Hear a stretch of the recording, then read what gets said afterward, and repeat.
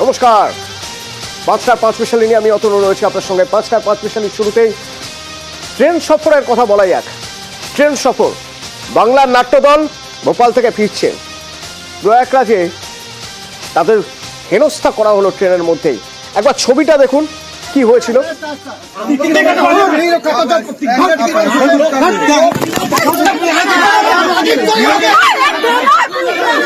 Police হয়ে video করতেছি বলে মারতেছে, দেখুন আপনার।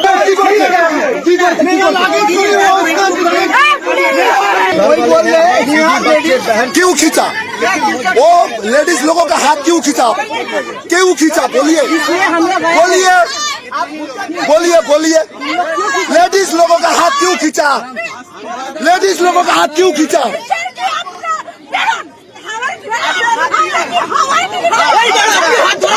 हाथ धोरे चल करो।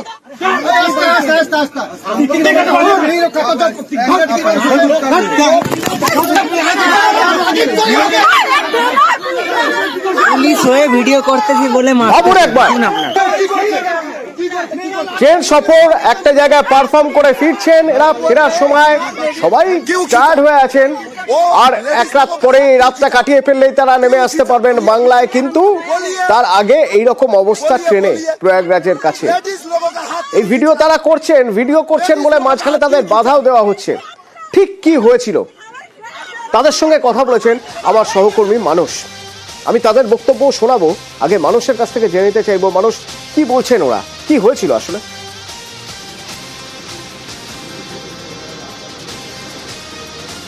দেখো অতনু, আমরা বারবার তো প্রশ্ন করি রেলের নিরাপত্তা, রেলের সুরক্ষা নিয়ে, এবং রেলের নিরাপত্তা বা সুরক্ষা কোন তলানিতে গিয়ে ঠেকেছে তার কিন্তু জলজ্যান্ত উদাহরণ এই যে ভিডিওগুলো তুমি দেখাচ্ছিলে।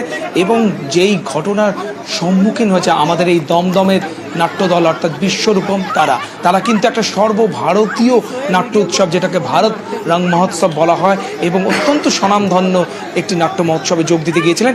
ইন্দোর থেকে শিপ্রা এক্সপ্রেস করে তারা ফিরছিলেন হাওড়ার উদ্দেশ্যে। কিন্তু পাথারিয়া স্টেশন থেকে শুরু করে প্রয়াগরাজ পর্যন্ত অসংখ্য অগণিত বিনা টিকিটের যাত্রী জোর জবরদস্তি উঠে পড়লো তাদের কামরায়। একেবারে ফিল্মি কায়দায় তাদের সিট থেকে সরিয়ে তাদেরকে এক প্রকার ধমকে চমকে তাদের জায়গা দখল করে তাদের যে সঙ্গে যে সমস্ত মহিলা যাত্রীরা ছিলেন তাদের উপর চড়াও হলেন। এবং তারা যখন প্রতিবাদ করলেন 139-এ ফোন করলেন, কোনো রকম সুরাহা পেলেন না। এখানে মানুষ আমি একটু জানতে চাইবো যে এও সম্ভব? আমরা যারা নিয়মিত যাতায়াত করি ট্রেনে, আমরা তো জানি যে নিরাপত্তার দায়িত্বে কিছু মানুষ থাকেন, তারা ছিলেন না? তারা কি করছিলেন?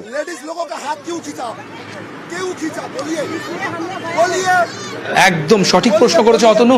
সর্ষের মধ্যেই যেখানে ভূত, অর্থাৎ সেই নিরাপত্তা কর্মীরা, রেলওয়ে পুলিশ, সেই জিআরপিএফ যারা, তারাই কিন্তু টাকা নিয়ে এই সমস্ত যাত্রীদের এসি কামরায় উঠিয়েছেন। এসি 3 কোচে তারা 2 ডবল 3 ডবল এরকম টাকা নিয়ে তাদেরকে উঠিয়েছেন, এবং তারা বলেছেন যে একটু অ্যাডজাস্ট করে যান, না হলে কিন্তু এক প্রকার ট্রেন থেকে নামিয়ে দেওয়া হবে। এবং সেই সঙ্গে মহিলাদের উপর চড়াও হয়ে ওদের কাছ থেকে শুনি মানুষ কি বলছেন, ওরা কি বলছেন, কি হয়েছিল শুনবো। নিরাপত্তার দায়িত্বে যারা ছিলেন তাদের ভূমিকা কি ছিল শুনবো।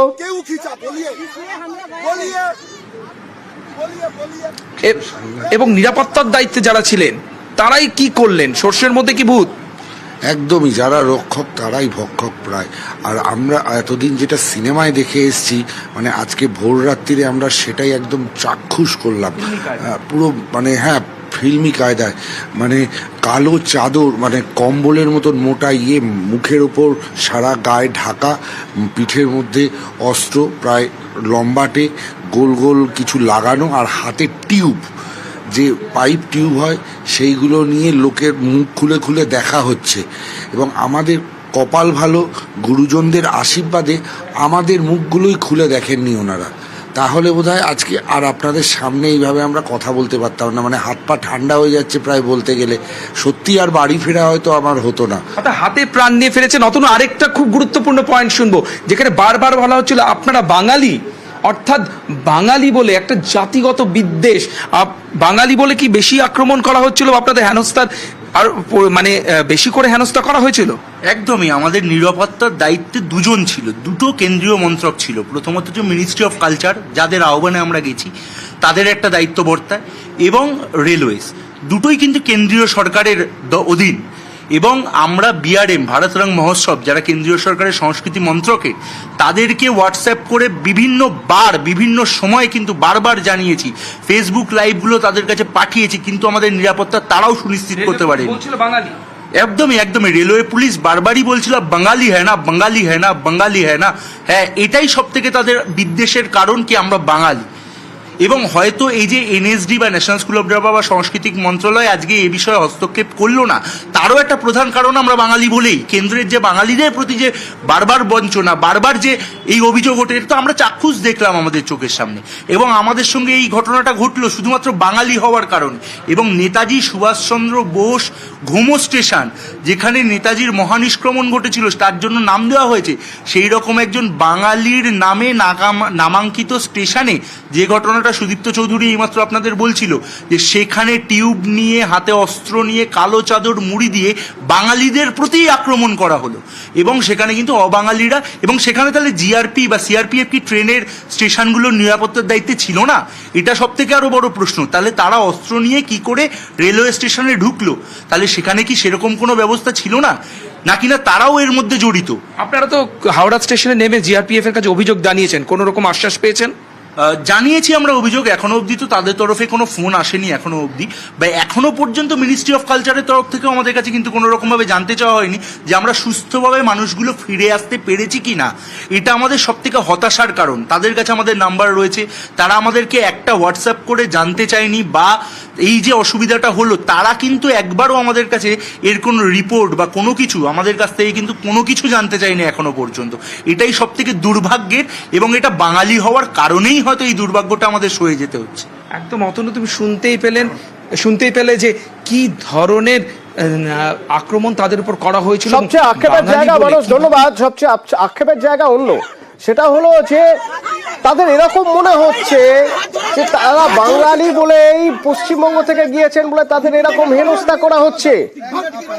রেল কি ব্যবস্থা নেয়, নজর থাকবে আমাদের, নজর ছিল আমাদের আজকে দিনভর বিধানসভায়, কারণ বাজেট অধিবেশনের শুরু, সেখানে রাজ্যপালের বক্তৃতা, সেই সব খবর থাকবে।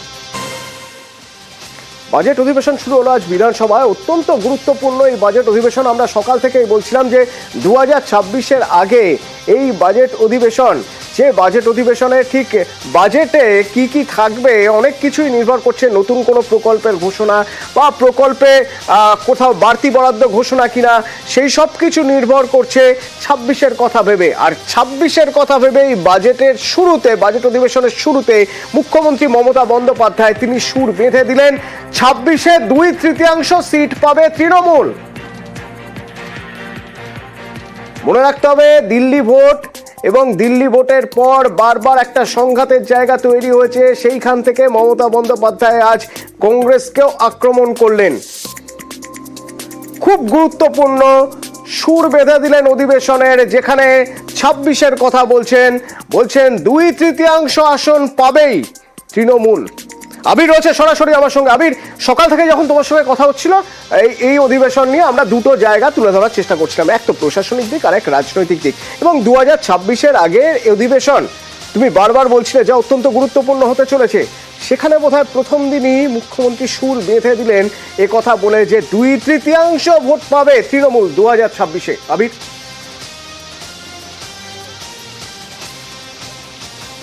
প্রথমত হচ্ছে যে দিল্লির বিধানসভা নির্বাচনের ফল প্রকাশের পর দুটো বিষয় তৈরি হয়েছে। প্রথমত হচ্ছে এক, বিজেপি বিরোধিতার ক্ষেত্রে যে জোট তৈরি হয়েছিল, সেই জোটের মধ্যে বিভিন্ন মতানৈক্য বা রাজনৈতিক দলগুলোর একে অপরের সঙ্গে যে সমযোজন দূরত্ব বজায় রাখতে শুরু করেছিল, তাকে ঢালাও প্রচারে নিয়ে আসতে পেরেছে হচ্ছে বিজেপি শিবির।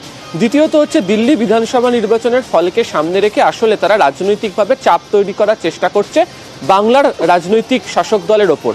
যদিও চলতি বছরের শেষে নভেম্বরে বিহারের নির্বাচন রয়েছে, কিন্তু এক্ষেত্রে দাঁড়িয়ে মনে করা হচ্ছে যে বাংলা বরাবরের জন্য যখন টার্গেট, তখন সেক্ষেত্রে দাঁড়িয়ে দিল্লি বিধানসভা নির্বাচনের ফলকে এগোনো। এক্ষেত্রে দাঁড়িয়ে আজকে দলীয় বিধায়কদের নিয়ে বৈঠকে যে বার্তা মমতা বন্দ্যোপাধ্যায় তার দলের বিধায়কদের কাছে রেখেছেন, তাতে তার দলের যারা জনপ্রতিনিধিরা রয়েছেন তাদের যাতে আত্মবিশ্বাসের কোনো অভাব না ঘটে, আত্মবিশ্বাস যেন আগের মতোই বজায় থাকে, সেটিকে বুঝিয়ে দেওয়ার চেষ্টা করা হয়েছে। এই প্রসঙ্গ টেনে অবশ্য দিল্লির নির্বাচনের কথা এসেছে। একই সঙ্গে হচ্ছে 2016, 2019, 2021, 2024 অর্থাৎ বিধানসভা নির্বাচনগুলো এবং লোকসভা নির্বাচনগুলোতে তো ত্রিমুখী লড়াইয়ের মধ্যে তৃণমূল কংগ্রেসকে এই রাজ্যে পড়তে হয়েছে, বিজেপির বিরুদ্ধে লড়াই করতে হয়েছে, বাম কংগ্রেস জোটের সাথে লড়াই করতে হয়েছে।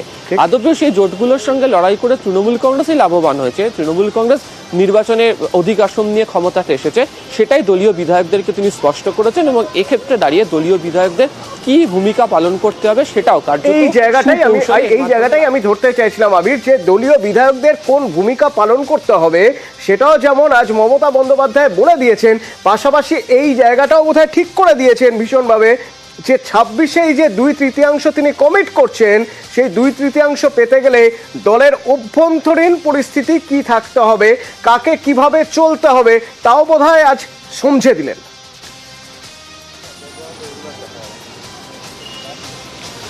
অতনু, দুটো বিষয় রয়েছে। প্রথমত হচ্ছে তুমি জানো যে কেন্দ্রীয় বাজেট পেশ হওয়ার পর বিজেপি শিবিরের তরফ থেকে এই রাজ্যের বিভিন্ন জায়গাতে একাধিক কেন্দ্রীয় মন্ত্রীকে তারা দায়িত্ব দিচ্ছেন, যারা কেন্দ্রীয় বাজেট বোঝানোর জন্য ব্লকে ব্লকে যাওয়ার সিদ্ধান্ত নিচ্ছেন।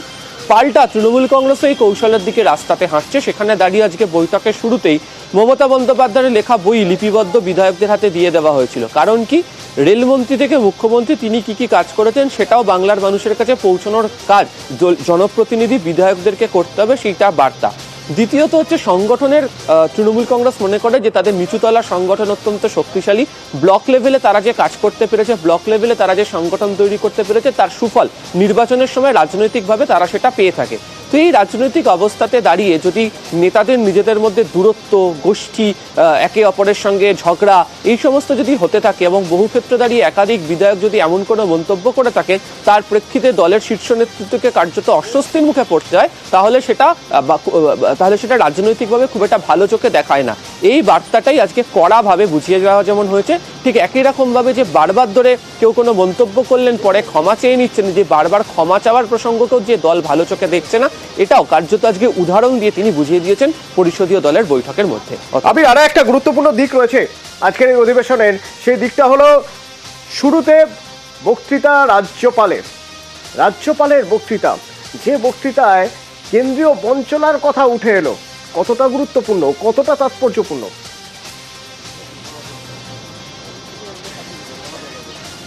অতনু, তুমি যদি দেখো শেষ পঞ্চায়েত তারপরে হচ্ছে শেষ লোকসভা নির্বাচন, উভয় ক্ষেত্রে দাঁড়িয়েই কেন্দ্রীয় বঞ্চনা ইস্যুতে তৃণমূল কংগ্রেস লাগাতার ধারালো আক্রমণে গিয়েছে। আবার যদি তুমি দেখো যে 2026-এর বিধানসভা নির্বাচনের মধ্যে কেন্দ্রীয় বঞ্চনাকে যে তারা ইস্যু করবে এবং এই বঞ্চনা ইস্যুতে তারা রাজ্যের মানুষের পাশে আছে, সেই সংক্রান্ত বার্তা প্রশাসনিক এবং রাজনৈতিক দুটি ক্ষেত্র থেকে দেওয়ার চেষ্টা করা হয়েছে।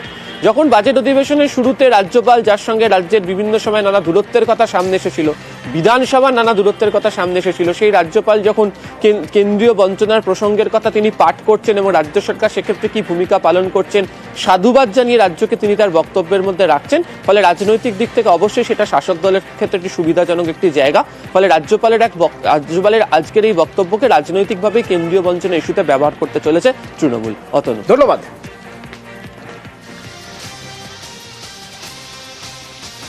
মাধ্যমিক শুরু হয়েছে আজ থেকে এবং প্রথম দিনেই 3 জন পরীক্ষার্থীর পরীক্ষা বাতিল হলো। আমরা শুরু থেকেই জানিয়েছিলাম এবং মাধ্যমিক শিক্ষা পর্ষদ তারাও জানিয়ে দিয়েছিল, নির্দেশ দিয়ে দিয়েছিল স্কুলে স্কুলে প্রত্যেক পরীক্ষার্থীর কাছে যাতে সে নির্দেশ পৌঁছয় যে কোনোভাবে কোনো ইলেকট্রনিক গ্যাজেট ইউজ করা যাবে না, ব্যবহার করা যাবে না, এবং এবার যথেষ্ট কড়াকড়ি থাকবে। কিন্তু তারপরেও 3 জনের পরীক্ষা বাতিল কেন, তারা কি করেছিল, কি অভিযোগ ছিল তাদের বিরুদ্ধে? সোমরাজ রয়েছে আমার সঙ্গে, ফোনে বলতে পারবে। সোমরাজ, দেখো, আলিপুরদুয়ারে এক পরীক্ষার্থীর কাছ থেকে মোবাইল ফোন ধরা পড়ে পরীক্ষা শুরুর 1 ঘন্টার মধ্যে, সেই জন্য আলিপুরদুয়ারে সেই পরীক্ষার্থীর পরীক্ষা বাতিল করা হয়েছে। দ্বিতীয়ত, হাওড়ার বালিতে এক পরীক্ষার্থী, তিনি স্মার্ট ওয়াচ পরে পরীক্ষা দিচ্ছিলেন, সেটাও পরীক্ষা শুরুর 1 ঘন্টার মধ্যে ধরা পড়ে, সেই কারণে সেই পরীক্ষার্থীর পরীক্ষা বাতিল করা হয়েছে। তৃতীয়ত, হুগলির একটি পরীক্ষা কেন্দ্রে দেখা যায় যে দিদির হয়ে বোনের হয়ে দিদি পরীক্ষা দিতে এসেছিলেন এবং সেই কারণে সেই পরীক্ষার্থীরও পরীক্ষা বাতিল হয়ে যায়। মূলত দেখা যায় যে স্কুলের ক্ষেত্রে এই ঘটনা ঘটে, সেই স্কুলে যখন শিক্ষক শিক্ষিকারা আসেন সেই সময় ধরা পড়ে যে বোনের হয়ে দিদি পরীক্ষা দিচ্ছেন এবং সেই কারণে সেই পরীক্ষার্থীর পরীক্ষাও বাতিল হয়। আজকে মাধ্যমিকের প্রথম ভাষার পরীক্ষা ছিল এবং প্রথম ভাষার পরীক্ষার দিনেই মোট 3 জন পরীক্ষার্থীর পরীক্ষা এবছরের মতো বাতিল করার নির্দেশ দিয়েছে মধ্যশিক্ষা পর্ষদ, মূলত এই অভিযোগগুলির কারণে। ধন্যবাদ। একদিকে যেমন মধ্যশিক্ষা পর্ষদ এই দায়িত্ব নিয়ে বলেছিল যে কোনোভাবে কোনো রকম অসৎ উপায় অবলম্বন করলে তা ঠেকানো হবে, পাশাপাশি দায়িত্ব নিয়েছিল যে যদি প্রত্যন্ত এলাকার কোনো পরীক্ষার্থী পরীক্ষা হলে না পৌঁছতে পারে তাহলে সেই দায়িত্ব মধ্যশিক্ষা পর্ষদ চেষ্টা করবে, সরকার চেষ্টা করবে তাদের পৌঁছে দিতে। ঠিক সেরকমই প্রত্যন্ত এলাকার কিছু ছবি দেখা যাক। মাধ্যমিকের প্রথম দিন ঝাড়গ্রামের ছবি প্রথমে দেখুন। পরীক্ষার্থীরা পরীক্ষা দিতে যাচ্ছেন যখন লালগড়ে হাতির হানার মুখে পড়লেন পরীক্ষার্থীরা। আসলে ঝাড়গ্রামের বেশ কিছু পরীক্ষা কেন্দ্র এমন রয়েছে যেগুলো হাতি উপদ্রুত এলাকার মধ্যে পড়ে। তো বন দপ্তরের সাহায্যে সেই সমস্ত এলাকার পরীক্ষার্থীরা পরীক্ষা কেন্দ্রে এসে পৌঁছলো, কিন্তু বন দপ্তরের দাবি এখানে 98টি মতো হাতি রয়েছে, সবাইকে মাইকিং করে সতর্ক করা হচ্ছে, হুলাপাটি রয়েছে এবং কড়া নজরদারি চালাচ্ছেন বনকর্মীরা। যদি সুবিধা অসুবিধা হয় ফোন করবে, বুঝেছো আনন্দদা?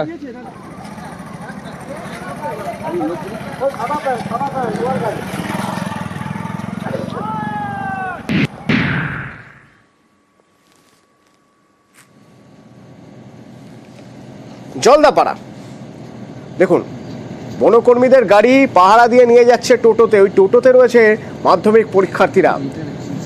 2 বনাঞ্চল রয়েছে এখানে জলপাইগুড়ি, সেই 2 বনাঞ্চলের জঙ্গলে যাতে কোনোভাবে পরীক্ষা দিতে অসুবিধা না হয় বনকর্মী মোতায়েন করা হয়েছে। ঠিক এইখানেই এই জলপাইগুড়ির বৈকুণ্ঠপুর জঙ্গলে 2023-এ মাধ্যমিক পরীক্ষা দিতে যাওয়ার সময় এক পরীক্ষার্থী অর্জুন দাসের মৃত্যু হয়েছিল, বাইকে করে পরীক্ষা দিতে যাচ্ছিল। সেরকম কোনো পরিস্থিতি যাতে না হয় তা ঠেকাতে বন দপ্তর এবার প্রস্তুত।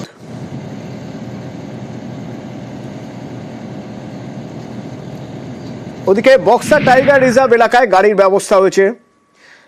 বনবস্তির পরীক্ষার্থীদের জন্য বন দপ্তর ব্যবস্থা করেছে আহত হাতি এবং চিকিৎসার কাজে যে ঐরাবত ব্যবহার করা হয় সেই ঐরাবতে করে পরীক্ষার্থীদের পরীক্ষা কেন্দ্রে পৌঁছে দেওয়া হলো।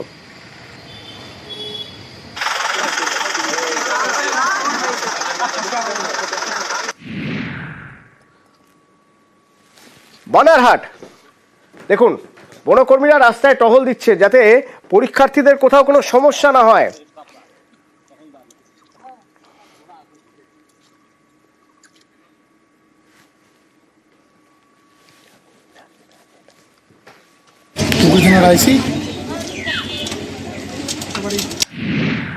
আর এবার একটু সুন্দরবনের ছবি দেখা যাক।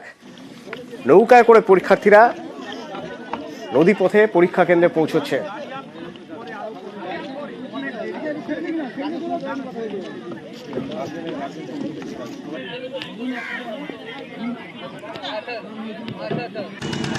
আজকে পঞ্চায়েতের পক্ষ থেকে নিজে উপস্থিত থেকে আজকের কোপারেটিভ হাই স্কুলের মাধ্যমিক পরীক্ষা নিজের দায়িত্ব সহকারে নিজের স্পটে থেকে ওদের নদী পারাপার করিয়েছি যাতে ছাত্রছাত্রীর অসুবিধা না হয়। দার্জিলিং বাগডোগরার কাছে জঙ্গলে হাতির ভয়, তাই বন দপ্তর পরীক্ষার্থীদের জন্য বিশেষ বাসের ব্যবস্থা করেছে। এক তো টহলদারি রয়েছে, তার উপর বিশেষ বাসের ব্যবস্থা রয়েছে পরীক্ষার্থীদের সুবিধার জন্য। हाथी निकल जाता था तो अचानक मतलब कभी कभी हाथी दौड़ाता था तो भागने तो नहीं सकते थे ना, तो कभी कभी मतलब गाड़ी को ही कुचल देता था हाथी। गवर्नमेंट से गाड़ी दिया जा रहा है, आज माध्यमिक का एग्जाम भी है, कैसा लग रहा है, क्या बोलोगे? हम लोग अच्छे से जाएंगे, अच्छे से घर आएंगे। তারা দলবদ্ধভাবে বন দপ্তরের পাঠানো ছোট গাড়িতে নিজেদের গ্রাম থেকে বা বস্তি থেকে বেরিয়ে যেখানে এমবিআই এবং আরটিও সাহেবদের পাঠানো গাড়িগুলি এক জায়গায় করা হয়েছে, যেমন এখানে আমরা এখন কদমা মোড়ে দাঁড়িয়ে আছি, এখান থেকে পানিঘাটা লোহাগোয়ার এবং বেলগাছি এই সমস্ত এলাকায় আমরা বাসগুলো একটা একটা করে পাঠিয়ে দিয়েছি। এবং বাঁকুড়া বড়জোড়ার গঙ্গাজল ঘাটিতে এই মুহূর্তে 67টি হাতি রয়েছে বন দপ্তর জানে, এবং পরীক্ষা কেন্দ্র আবার হাতি উপদ্রুত এলাকায়, তাই যথেষ্ট নজরদারি বাড়ানো হয়েছে। হাতি কোন সময় বেরোবে কোনো তো কিছু আমরা জানি না, মানে যেদিকেই যাব সেদিকেই জঙ্গল, কখন বেরোবে কোনো ঠিক নেই। বন দপ্তর থেকে গাড়ি দিয়েছে, অনেকটা সুবিধা হয়েছে, তাই হাতির ভয়টা এতটা লাগে না। ওদিকে বিষ্ণুপুর জয়পুরের এলাকায়, সেখানে জঙ্গলের এলাকায়, সেখানে যাতে কোনোভাবে সমস্যা না হয় পরীক্ষার্থীদের, তাই নিজেদের গাড়িতেই পরীক্ষা কেন্দ্রে পৌঁছে দেন পরীক্ষার্থীদের। বন আধিকারিকরা ডিএফও এবং এডিএফওর উদ্যোগে পরীক্ষা কেন্দ্রে পৌঁছয় পরীক্ষার্থীরা। বন দপ্তর থেকে গাড়ি করেছে হাতির ভয়ের জন্য, তার জন্য গাড়িতে যাচ্ছে। এখন হাতি তো নেই, আছে কিনা জানি না, তারপরে ভিতরে। হ্যাঁ, আপনারা খুশি? মাধ্যমিক পরীক্ষা আছে, তো আমার ভাইজিকে নিয়ে যাচ্ছিলাম, তো বন দপ্তর থেকে যে সুবিধা দিয়েছে, তো গাড়ি করে নিয়ে যাচ্ছে, এতে আমরা অনেক খুশি হয়েছি। আজকে মাধ্যমিক পরীক্ষার প্রথম দিন স্টুডেন্টদের সেফটি এবং সিকিউরিটির জন্য ওদেরকে pick and drop facility provide করেছি আমাদের ফরেস্ট ডিপার্টমেন্টের ভেহিকেল এবং স্টাফ সহিত। যেই স্টুডেন্টসরা ইন্টেরিয়র এরিয়াতে থাকেন তাদের সেফটির জন্য ওদেরকে এক্সাম সেন্টার পর্যন্ত পৌঁছে দেওয়া হচ্ছে, এবং এক্সাম সেন্টার থেকে ফিরে ওদের বাড়ি পর্যন্ত সেফলি পৌঁছে দেওয়া হবে। জঙ্গলে হাতি এই মুহূর্তে নাই, কিন্তু আমরা হোপফুল আছি কি আজকের মধ্যে মেদিনীপুর থেকে মেবি কিছু হাতির হার্ডের মুভমেন্ট হতেও পারে। আমরা আশেপাশের ডিভিশন সঙ্গে কোঅর্ডিনেশনে আছি, এবং পুলিশ প্রশাসন, ডিস্ট্রিক্ট অ্যাডমিনিস্ট্রেশনের সঙ্গে কোঅর্ডিনেশনে আছি। যদি এরকম কিছু সিচুয়েশন হয়, we are ready to tackle it.